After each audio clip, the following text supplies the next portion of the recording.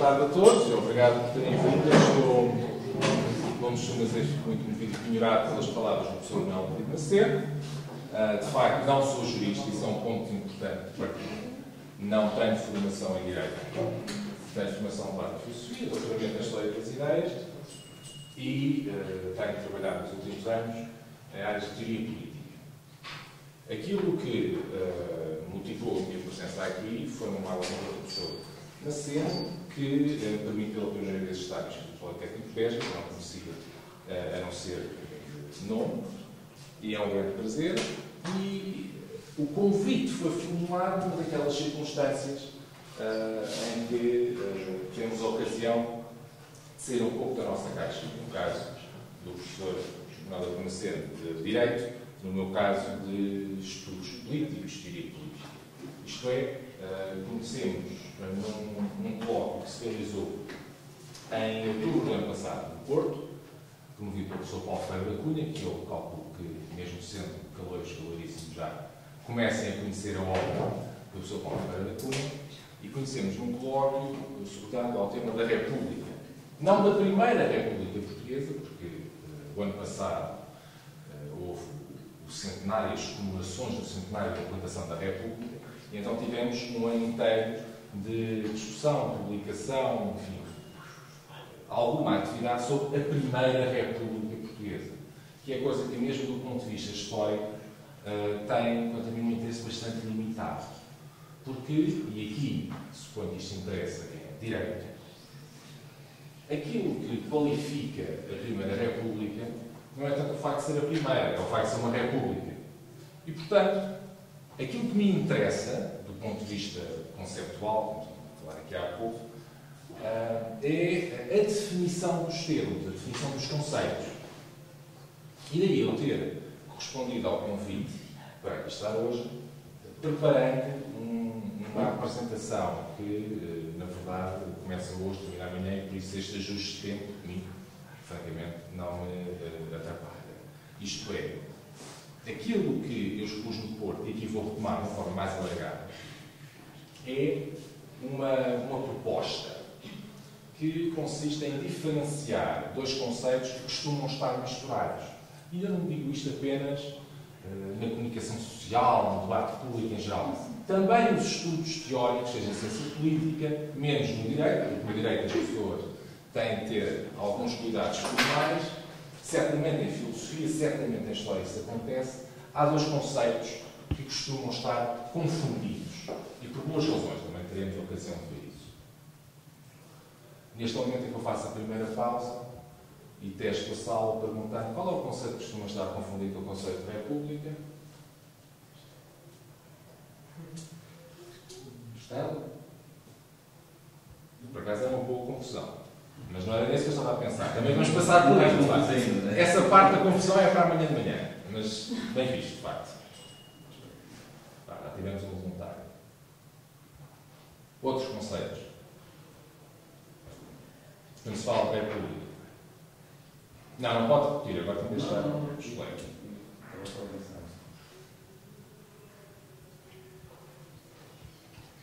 Não vem nenhum. Bom, a minha tese é que a confusão mais frequente e que nenhuma espécie de distinção conceptual vai mudar estas coisas. Nós podemos diferenciar o que quisermos, que os problemas continuam lá. A confusão mais frequente é entre a República e a democracia. Isto é, quando se discute o Estado da República, ou quando se discute o Estado da democracia, confundem-se as definições, os conceitos, as virtudes, os defeitos, os problemas, entre os dois termos. Aliás, não foi o ano passado, foi há 2 anos, no 99º ciclo de outubro, digamos assim, houve em Lisboa uma manifestação de monárquicos, não do Partido Popular Monárquico, mas uma manifestação de monárquicos, que se propôs, não sei se chegaram a fazer, que se propunha, um ano depois, portanto, teria sido o ano passado, apresentar uma proposta de revisão constitucional para que a Constituição da República Portuguesa deixasse de ser assim denominada e passasse a ser a Constituição da Democracia Portuguesa. Essa identidade entre os termos, em que nós pensamos em Portugal, e pensamos na generalidade dos países, pensamos no caso, por exemplo, da União Europeia, que é um caso que vou voltar amanhã, nós pensamos nestes países, neste mundo ocidental, pelo menos, como democracias, antes de pensarmos neles como repúblicas ou como monarquia. Aquilo que define a forma política e aquilo que caracteriza os direitos e os deveres de cada um é o Estatuto Democrático e não o Estatuto Republicano. Ora bem, eu quero, como dizia há bocadinho, reservar as questões da forma do Estado, portanto, o princípio monárquico, o princípio republicano ou outro, para amanhã de manhã. Aquilo que me interessa é uma caracterização daquilo que, à falta de melhor termo, estou aberto a sugestões, eu costumo referir como um sistema de governo. Isto é, todo aquele conjunto do aparelho de Estado que tem uma natureza institucional e que serve para exercer o poder num dado corpo social. É uma realidade política, apesar de ter uma dimensão burocrática. E, portanto, não estamos só a falar de um conjunto de institutos, um conjunto de normas, estamos a falar de uma entidade política autónoma. Aliás, era autómata, mas, por acaso, não esqueci. Mas, em todo o caso, uma realidade política autónoma. E aquilo que eu quero tomar como ponto de partida é esta diferenciação, por um lado, entre o regime político, como digo, é aquilo que vou falar amanhã, noções como monarquia, noções como república, e o sistema de governo, porque são, quanto a mim, duas coisas fundamentalmente diferentes. Isto é, como terão ocasião de ver no futuro, há quem defina, já houve quem definisse o regime como um Deus mortal. Isto é, os Estados, vou falar do conceito que estava a ver há pouco, os Estados têm um poder político único, daí a noção de Deus ter sido uma noção feliz por parte de Hobbes, mas são mortais, isto é, estão sujeitos a perecerem, a desaparecerem. Ora, o sistema de governo, e já vou precisar um pouco mais daquilo que me estou a referir, o sistema de governo é o conjunto de instituições políticas que serve não só para exercer o poder, mas também para não ser uma série de princípios, mas ser um conjunto de instrumentos. Serve também para absorver grande parte da conflitualidade política e grande parte da conflitualidade social que, em condições normais, iria atingir a própria noção de Estado, fosse a noção de Estado concebida como república, como monarquia ou como outra. E aqui há um primeiro ponto importante, que é a necessidade de conceber qualquer sistema de governo de um modo gradualista. Isto é, tanto quanto sei, não existe nenhum sistema de governo que pretenda transpor da letra da lei, ou do espírito da lei também, para a prática a totalidade das posições de princípio e muito menos transpô-las de forma automática. Isto é, para dar um exemplo concreto, todos nós temos, nos termos da Constituição, o direito à vida, o direito à saúde, o direito à alimentação. Temos um conjunto de direitos, liberdades e garantias fundamentais. Mas, na sua ação cotidiana, aquilo que é o exercício do poder legislativo, do poder executivo, do poder judicial, não há sequer a tentativa de transpor de modo automático, e muito menos de modo integral, esses direitos para uma prática. Isto é, nós supomos que o exercício, a efetivação desses direitos é algo que se processa de forma gradual e algo que é, por definição, até ver, imperfeito. É um trabalho que nunca está completo ou nunca esteve até. E, portanto, o sistema de governo começa por autonomizar-se daquilo que chama de regime político e que vou voltar amanhã, precisamente porque está ligado a esta dimensão de contingência, esta dimensão de contexto, em que se sabe à partida que o conjunto de valores de uma sociedade não estão todos imediatamente presentes, realizados na íntegra. E deste modo, é um sistema que é perfectível. No nosso sistema democrático, mais uma vez o caso concreto, o principal mecanismo é o mecanismo eleitoral, isto é, nós punimos os governos mudando a Assembleia de onde emana o governo. Ou seja, há mecanismos que os cidadãos dispõem para corrigirem o modo como o sistema de governo está a operar no sentido de levar à prática um conjunto de valores sobre o qual nós estamos, supõe-se, todos de acordo.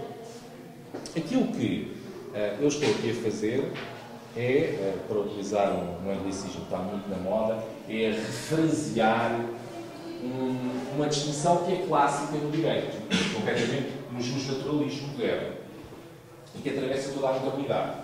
Vem desde Pufendorf, vem desde Locke, e prolonga-se até aos dias de hoje, e é a doutrina do duplo contrato. Esta parte podem tomar nota primeiro porque é importante. A doutrina do duplo contrato é uma teoria jurídica, sim, mas uma teoria filosófica, de filosofia política. O que ela diz, enfim, sumariamente, não distinguindo agora profundamente entre autores, ou não distinguindo nada mesmo, o que o duplo contrato diz é que a noção geral de contratualismo, segundo a qual as sociedades humanas são estabelecidas em função de um contrato, e evidente, nós não temos acesso a esse contrato, ele não foi registado no notário, ele não está lá fisicamente como nós vamos constatar. Mas aplica-se a noção de contrato à relação social que se estabelece na sociedade. O que a doutrina do duplo contrato diz é, na verdade, esse contrato é duplo. Há dois contratos nesse contrato. E do que é que falam? Eu referi os clássicos, Pufendorf e Locke chegaram à conclusão, à tese, mais ou menos em paralelo, apesar de terem pontos de vista muito diferentes. Pufendorf era um essencial absolutista, Locke era um essencial liberal. Estamos a falar de valores de há uns séculos atrás, não vamos agora entender o que é que significa ser liberal hoje e neoliberal e tudo isso. Mas qual é a tese da doutrina do duplo contrato? O duplo contrato afirma que há um contrato primeiro, um contrato original ou originário. Nesse contrato estabelece a sociedade. Estabelece que há um conjunto de seres humanos que vivem uns com os outros e isso diferencia-os de outros conjuntos de seres humanos. Este primeiro contrato é aquilo que eu quero reservar para amanhã. Ou seja, foi por isso que a relação entre República e Estado eu quero deixá-lo autorizado. Entramos na minha parte. Aquilo que é a parte fundante da vida em sociedade, que é esse primeiro contrato do qual nós nem sequer temos notícia. Nunca chegou até nós. Aquilo que um filósofo político, um filósofo do direito contemporâneo americano, que faleceu há relativamente pouco tempo, John Rawls, chama aquilo que está por trás do véu da ignorância. Conjunto de coisas nós não temos notícia. Podemos especular sobre ela, mas não existe enquanto um facto.